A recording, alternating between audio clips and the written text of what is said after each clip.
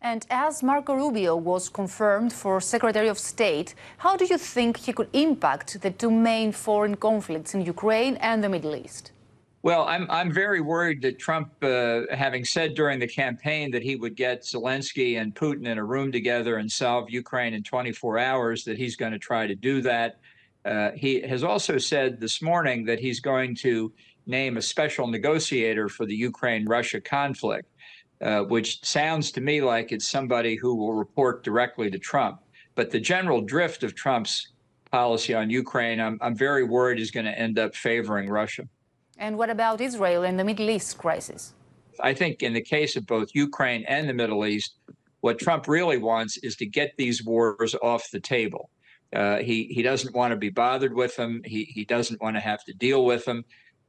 And so that also means he doesn't really care what the terms are on which they end, which is another signal of bad news for Ukraine, but may open Israel up to the possibility of further strikes against Iran. You served as National Security Advisor next to Donald Trump during his first term, and you described in your book how he made decisions on the basis of family ties and personal ties, including Erdogan. Do you believe he will go same way? Well, Trump believes and has said publicly that if he has good personal relations with the leader of another country, that means the U.S. has good relations with that country. That's vastly oversimplified, but that's what Trump thinks.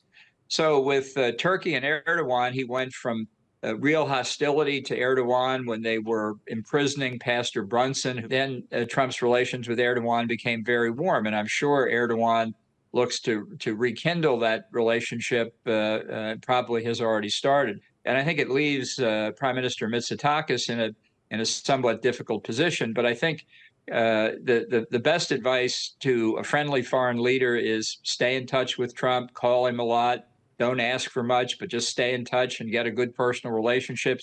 And what is the role of Marco Rubio there? What would change for both Greece and Turkey with respect to the United States strategy?